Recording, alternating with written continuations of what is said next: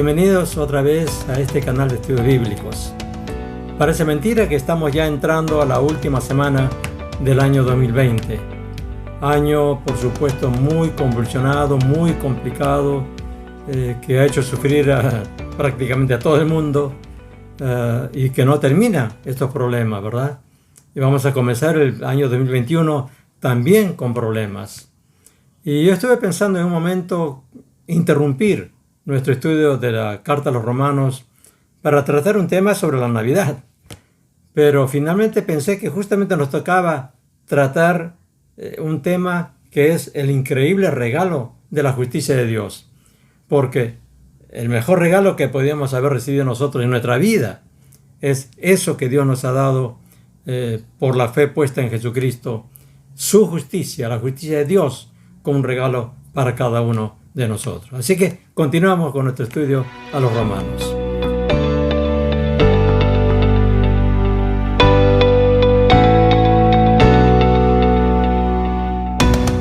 Muchos creyentes viven vidas vacilantes, fluctuantes en su fe. Otros, pues ante el primer problema, el primer fracaso, la primera caída, el primer pecado, se alejan del Señor y permanecen alejados del Señor porque no han entendido lo que han recibido al poner su fe en Jesucristo como Salvador y Señor.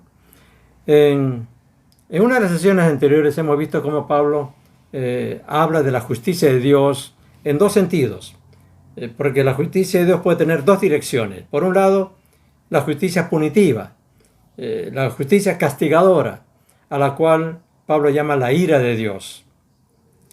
Pero por otro lado, la justicia de Dios también es una justicia salvadora, redentora, justificadora, ¿verdad? Y de este aspecto es el que mayormente se refiere o se ocupa Pablo en este capítulo 3 que vamos a estudiar el día de hoy. Y es justamente este aspecto de la justicia de Dios lo que menos conocen muchos creyentes. Y ese desconocimiento hace que podamos vivir una vida fluctuante, vacilante, y muchas veces llegamos a vivir un cristianismo legalista, en que todo el tiempo estamos tratando de hacer cosas, de tratar de agradar a Dios, que Él nos acepte, que Él nos ame, cuando Él ya ha hecho todo lo necesario para ello y que Él nos ama realmente y nos acepta tal como estamos. Por eso es tan importante entender el increíble regalo de la justicia de Dios y que el apóstol Pablo explica en este capítulo 3 sobre todo de su carta a los Romanos. Así que les invito a examinar una de las porciones claves de este capítulo, y porque entenderlo bien, hacerlo nuestro, hacerlo parte de nuestra vida y de nuestro ser, va a ser clave también para una vida victoriosa, una vida estable, sólida en nuestro cristianismo, en nuestra fe en el Señor. Así que con la ayuda del Espíritu Santo vamos a analizar esta porción que está en Romanos capítulo 3, versículos 21 al 26. Dice así la palabra del Señor.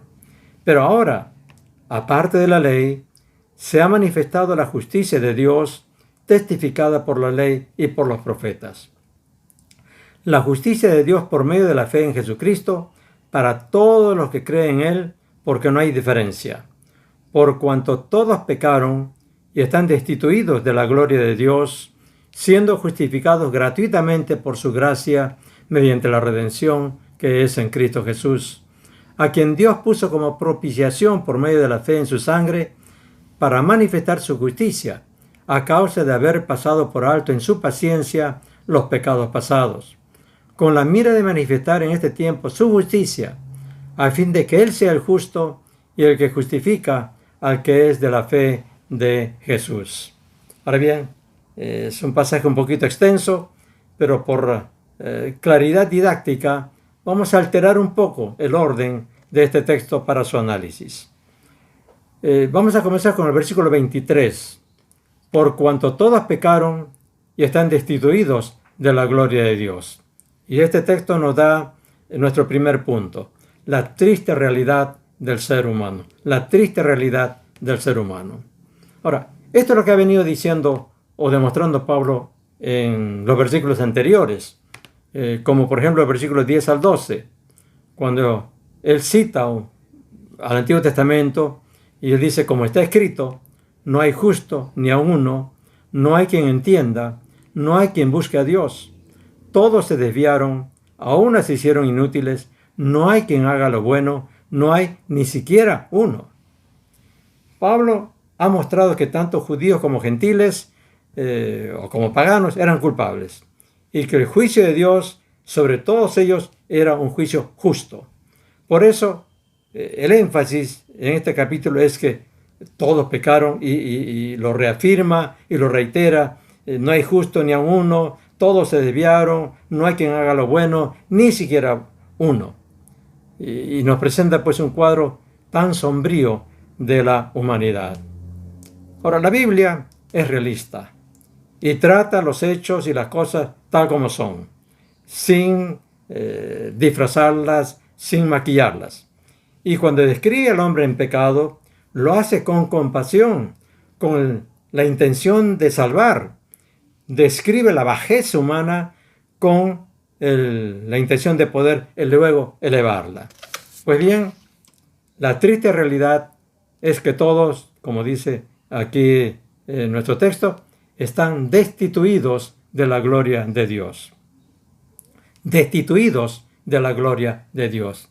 Y esto es lo terrible, esto es lo trágico, porque justamente ese es el propósito de la existencia humana. Como dice Isaías, capítulo 43, versículo 7, el profeta habla inspirado por el Espíritu Santo y Dios habla a través de él. Todos los llamados de mi nombre, para gloria mía, los he creado, los formé y los hice. Para gloria mía, dice Dios, los he creado, los formé y los hice. Ahora, si sacamos la gloria de Dios como meta y fin de la vida, entonces esta vida no tiene sentido. ¿Para qué vivir, trabajar, esforzarse, sufrir o gozar, reír o llorar, amar o hasta odiar, buscar la felicidad si al final dejaremos de existir y no quedará absolutamente nada de todo lo vivido? Ni el menor recuerdo, la nada absoluta. Justamente lo terrible de la muerte es eso, que uno no sabe qué va a pasar. Las personas que no tienen a Cristo tienen ese gran temor, pero la verdad gloriosa del Evangelio es que fuimos creados para un destino eterno, la gloria de Dios y la gloria con Dios, el compañerismo de amor con Dios para siempre. Y para eso vino Cristo, para poder reencontrar nuestro camino, reencontrar nuestro destino y ya no vivir perdidos y sin rumbo. Entonces, ante la necesidad angustiosa del hombre descarrilado de su destino, por su injusticia, surge la gracia de Dios. Y esto nos lleva a nuestro segundo punto. En el versículo 24, en la primera parte, dice, siendo justificados gratuitamente por su gracia. Siendo justificados gratuitamente por su gracia. Y tenemos nuestro segundo punto, entonces, absueltos por la gracia de Dios. La gracia de Dios es esa actitud de bendecir, de dar, de beneficiar, que nace enteramente de su naturaleza de amor, porque Dios es amor. La gracia no está condicionada por nada fuera de Dios mismo. No está condicionada por nada que pueda haber en los objetos de su amor, de su gracia. Ningún mérito puede mover a Dios para dar lo que Él nos da. No hay nada en nosotros que pueda tener un mérito. Entonces, es la gracia mostrada por el Padre, nuestro Padre Celestial. La misma gracia mostrada por el Padre del Hijo Pródigo. ¿Recuerdan ustedes la historia del Hijo Pródigo? Cómo este hijo había menospreciado al Padre, el amor del Padre, el hogar del Padre, le pide la herencia adelantada, se va y dilapida la herencia, dilapida su vida, llegó hasta lo más bajo. Pero todo ese tiempo, el Padre, en lugar de sentir un rechazo, un resentimiento o algo para con el hijo, lo estuve esperando todo el tiempo esperando el momento de la reacción de ese hijo que lo había menospreciado. Entonces, este hijo no merecía nada en absoluto, pero esa es justamente la gracia del Padre, que aunque el hijo no lo merecía, él lo recibe cuando el hijo reacciona y vuelve y le dice: Padre, recíbeme como uno de tus obreros, el más bajo. Pero el Padre lo recibe con los brazos abiertos, lo abraza, lo besa, ¿verdad? A pesar de sus harapos sucios y malolientes, porque sencillamente lo amaba y lo ama. Así es el amor y la gracia de Dios con nosotros, que aunque no lo merecíamos, nos recibió y nos abrazó cuando nosotros aceptamos la salvación en Cristo Jesús y lo recibimos como nuestro Salvador y Señor. Y Dios nos recibe con nuestros harapos sucios y malolientes de nuestros pecados, de nuestra injusticia, ¿verdad? Pero no solamente el Padre recibe al Hijo, sino que manda quitarle esas vestiduras sucias, esos harapos, bañarlo y ponerle vestiduras nuevas, vestiduras que indiquen que era parte de la familia, para poder entrar entonces al hogar y entrar a la fiesta que había organizado para él. De la misma manera, Dios también tiene que quitar los harapos de injusticia que llevamos, estos harapos de nuestro pecado, y darnos vestidos nuevos y limpios, vestiduras de justicia. Entonces, cuando nuestro texto dice siendo justificados gratuitamente por su gracia, es eso lo que está haciendo. La palabra justificar es traducción del griego dikaiō, que es declarar justo a alguien. Es un término jurídico. Es cuando el juez, después de haber escuchado la acusación del fiscal, la defensa, escuchar el testimonio del acusado, lo encuentra inocente, lo declara inocente, lo absuelve de toda culpa y manda borrar todo registro del proceso que le ha seguido en su contra, para que no quede ninguna huella de que él ha sido acusado o ha sido tratado como un delincuente. Entonces, esto ocurre en un juicio humano, ¿verdad? Pero surge la pregunta: ¿cómo es que Dios puede cambiar nuestra injusticia en justicia? ¿Cómo es que puede declararnos justos cuando por naturaleza somos injustos, somos pecadores? Veamos las dos cosas tremendas que hace Dios. En la segunda parte del versículo 24 leemos: mediante la redención que es en Cristo Jesús. Es decir, siendo justificados gratuitamente por su gracia, por medio de la redención que es en Cristo Jesús. Y esto nos da entonces nuestro tercer punto: rescatados por la sangre de Cristo. En respuesta a la triste realidad del ser humano, lo primero que hace Dios, que hace la gracia de Dios para hacernos justos, es redimirnos, rescatarnos, mediante la redención que es en Cristo Jesús. Te vamos a la pregunta: ¿qué es redención?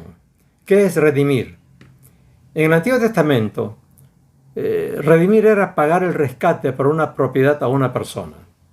Por ejemplo, en Levítico capítulo 25, versículo 25, decía la ley de Dios: cuando tu hermano empobreciere y vendiere algo de su posesión, entonces su pariente más próximo vendrá y rescatará lo que su hermano hubiera vendido. Aquí la palabra rescatar es la palabra hebrea Gaal. Y en Isaías 43:1 dice: oh Israel, no temas. Y es Dios hablando. Dice: oh Israel, no temas, porque yo te redimí, te puse nombre, mío eres tú. Y aquí la palabra redimir es traducción del hebreo Gaal, que en Levítico se traduce como rescatar. O sea, rescatar, redimir son sinónimos. Entonces, se puede rescatar o redimir una cosa que ha sido vendida, o rescatar o redimir una persona también que está siendo esclava, que se ha alejado por completo, ¿verdad? Y en el Nuevo Testamento, redimir era pagar por un esclavo para liberarlo. En los tiempos de Jesús había esclavitud en el Imperio Romano y había un mercado de esclavos. Entonces la gente iba y compraba un esclavo para usarlo como esclavo, o alguna persona que amaba a uno de los esclavos iba al mercado, lo compraba, pero no para tenerlo como esclavo, sino para darle libertad. Eso era redimir. Entonces, cuando en Gálatas capítulo 3, versículo 13, la palabra dice, Cristo nos redimió de la maldición de la ley, hecho por nosotros maldición, porque está escrito, maldito todo el que es colgado en un madero. La palabra redimir aquí es el griego exagorazo, que es pagar para sacarlo del mercado de esclavos, pero para liberarlo. Entonces, dice, Cristo nos redimió, nos rescató. Éramos esclavos del pecado, esclavos de la ley, que nos condenaba a muerte por nuestro pecado. Sin embargo, Cristo vino a pagar el precio de nuestra esclavitud ya para liberarnos, para redimirnos, para darnos libertad. Es como cuando alguien necesita dinero urgentemente y lleva una joya muy valiosa, y la empeña en la casa de empeños. Pasa el tiempo y luego puede ir entonces y pagar la deuda con la casa de empeños y rescatar su joya, redimir esa joya. Y si él no lo puede hacer, otra persona puede venir, pagar la deuda y redimir esa joya. Ahora, esto es lo que ha hecho por nosotros el Señor Jesucristo. Éramos esclavos de la maldición de la ley, porque en nuestro caso no era una deuda por dinero. Romanos 6:23 dice, porque la paga del pecado es la muerte. Nuestra deuda tenía que ser pagada con la muerte. Entonces, por eso Cristo vino, toma nuestra deuda y Él la paga muriendo por nosotros en la cruz del Calvario. Ahora, esto es lo primero que hace Dios. Pagar la deuda por medio de la muerte de Cristo para liberarnos de la maldición de la ley. Pero Él no queda allí. Quedaba un problema. ¿Qué hacer con los harapos sucios y malolientes de nuestra naturaleza pecaminosa, heredada desde Adán? Ahora, encontramos la respuesta en los versículos 21 y 22, o sea, retrocediendo en otro pasaje. Versículos 21 y 22. Pero ahora, dice la palabra, aparte de la ley, se ha manifestado la justicia de Dios por medio de la fe en Jesucristo para todos los que creen en Él, porque no hay diferencia. Ahora bien, en nuestro texto dice la justicia de Dios para todos los que creen en Él. Pero los mejores manuscritos griegos dicen para y sobre todo los que creen. Y seguramente el sobre fue omitido en la revisión de 1960 porque parece una redundancia, ¿verdad? Para y sobre, parece redundancia, pero no lo es. Ahora, ¿por qué sobre todos? Veamos el paralelismo que hay entre nuestro texto, el capítulo 3, versículo 21 y 22, con el capítulo 1, versículo 18, que vimos en la tercera sesión de esta serie. ¿Qué dice Romanos 1, 18? Porque la ira de Dios se revela desde el cielo contra toda impiedad e injusticia de los hombres que detienen con injusticia la verdad. Y aquí también tenemos un problema. Se ha traducido contra toda impiedad e injusticia, cuando en el original griego dice epi, que es sobre. El mismo epi que está en capítulo 3 de Romanos. Sobre, ¿verdad? Entonces, así como la ira de Dios cae sobre los pecadores para juicio y condenación, la justicia de Dios ahora también cae sobre los que creen en Jesucristo para justificación. Entonces, veamos estos dos textos en forma paralela y nos daremos cuenta entonces de la intención de Pablo al usar la preposición epi en ambos textos. Y tienen ustedes ahí este pequeño cuadrito donde están en forma paralela Romanos 1:18 con Romanos 3, 21 y 22. Romanos 1:18 dice, porque la ira de Dios se revela desde el cielo sobre toda impiedad e injusticia de los hombres. sobre toda impiedad e injusticia de los hombres. Y Romanos 3, pero ahora parte de la ley se ha manifestado la justicia de Dios sobre todos los que creen en Él. Sobre todos los que creen en Él. Ahora, hemos visto en el tercer estudio de esta serie cómo la ira de Dios se revela entregando, quitando todo freno al pecado humano para que llegue a donde quiera llegar en su impiedad e injusticia. ¿Verdad? Ahora, de la misma manera, pero en sentido opuesto, la justicia de Dios es un poder que entrega a los creyentes a una vida de justicia y santidad bajo el impulso no de su naturaleza pecaminosa, sino de la justicia y santidad de Dios. Ahora, tenemos que entender esto bien. La ira de Dios entrega, quitando todo freno, dejando que los pecadores vayan a donde quieran llegar en su pecado, a lo más profundo, a lo más bajo, ¿verdad? Para poder luego levantarlos y salvarlos. Pero la justicia de Dios ahora cae sobre los que creen en Jesucristo, para entregarlos, impulsándolos en contra de su naturaleza pecaminosa, impulsándolos a una vida de santidad, a una vida con la misma justicia, la justicia de Dios. Para entender mejor esto, recordemos la figura, esta hermosa figura de Isaías, capítulo 61, versículo 10. Cuando él dice: en gran manera me gozaré en Jehová, mi alma se alegrará en mi Dios, porque me vistió con vestiduras de salvación, me rodeó de manto de justicia, como a novio me atavió y como a novia ataviada con sus joyas. ¿Qué está diciendo Isaías?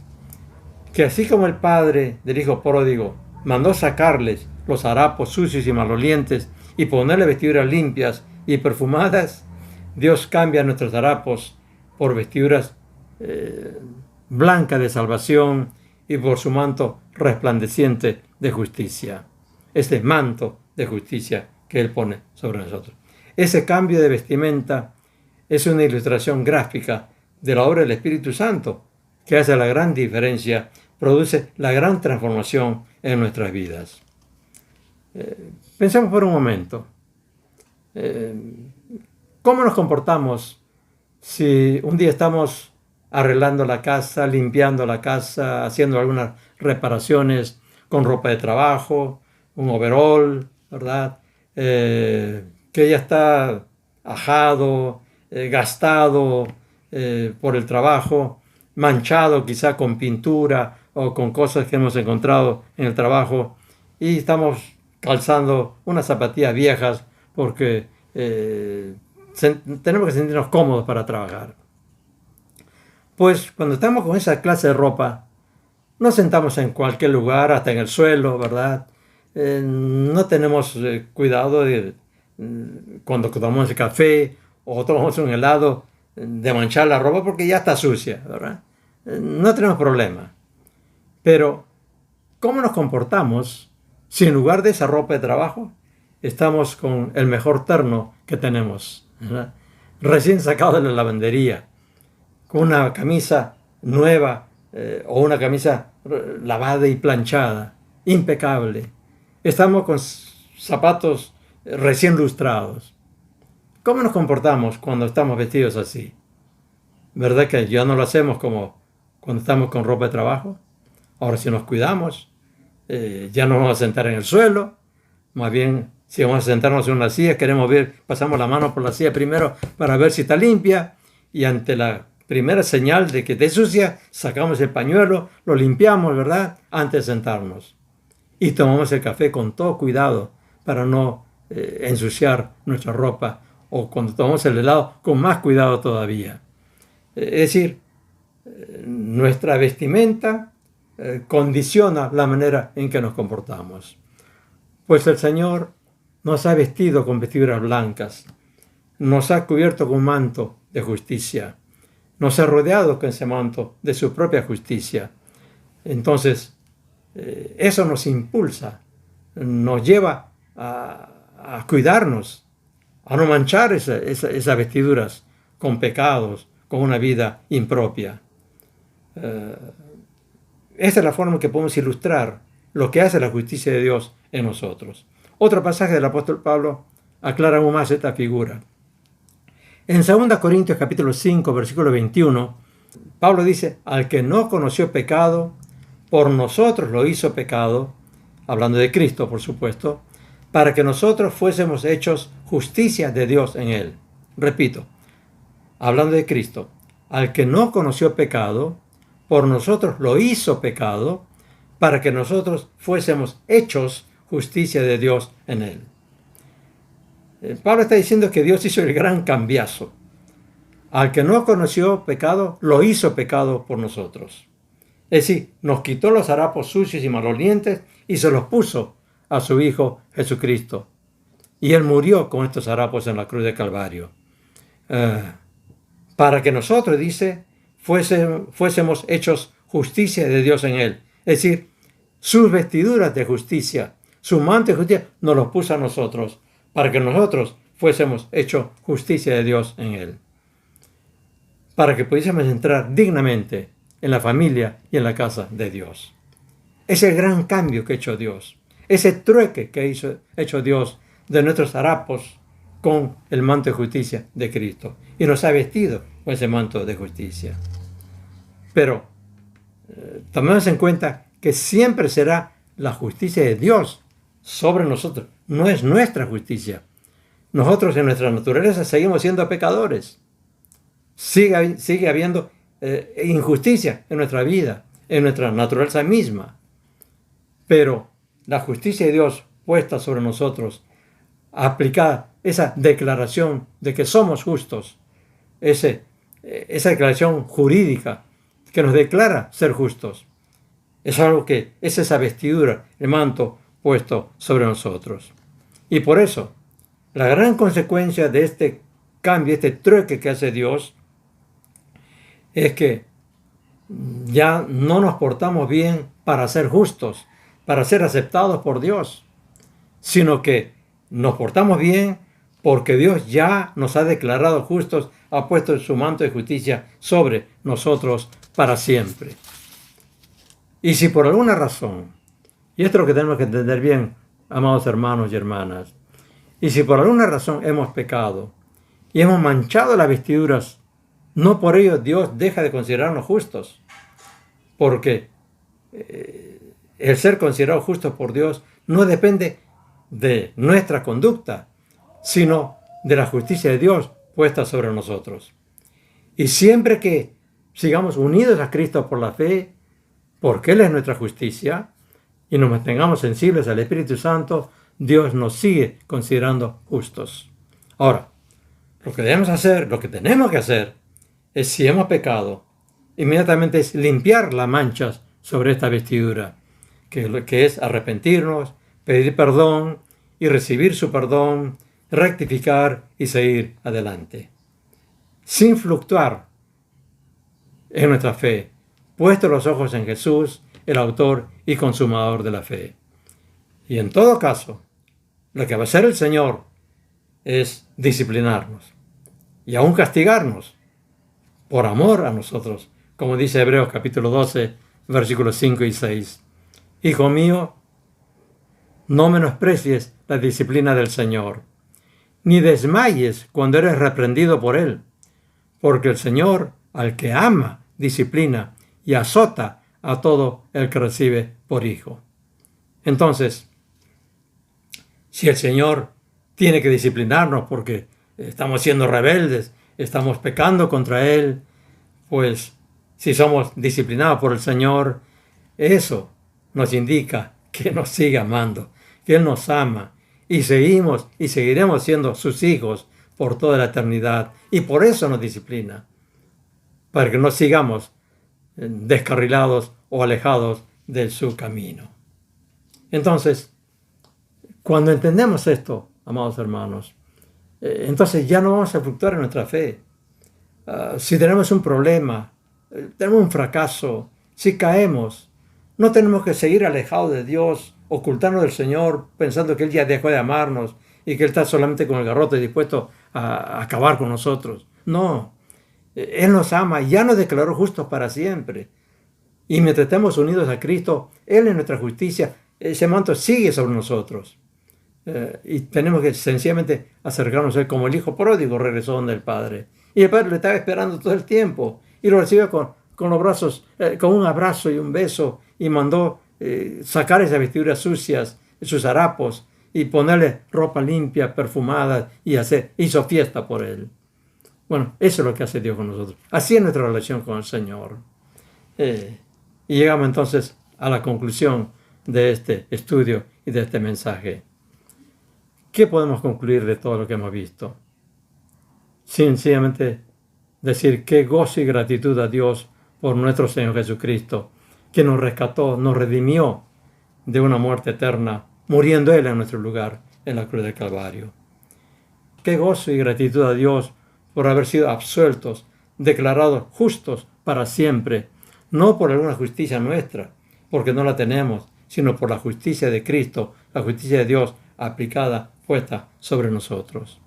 Qué gozo y gratitud por el poder transformador de la justicia de Dios en nuestro diario vivir, que nos impulsa, nos da fuerza para seguir adelante, para vivir en santidad, a pesar de nuestra debilidad y a pesar de todas las tentaciones a nuestro alrededor. Qué gozo y gratitud a Dios por seguir amándonos como nos ama, amándonos como sus hijos, a pesar de todo. Gracias al increíble poder de su justicia, la justicia de Dios en Cristo, que nos cubre como un manto hasta que el Señor venga por nosotros y nos lleve para estar con Él para siempre. ¿Verdad que qué hermoso es el Evangelio? Qué poderoso es el Evangelio. Como decía Pablo, el poder del Evangelio. No me avergüenzo del poder del Evangelio, ¿verdad? Entonces, digamos, exclamemos con Isaías lo que él dice en el capítulo 61 de su libro, versículo 10. En gran manera me gozo, pero digamos en tiempo presente. Él lo dice en tiempo futuro porque todavía Cristo no había venido en su tiempo. En gran manera me gozo en el Señor.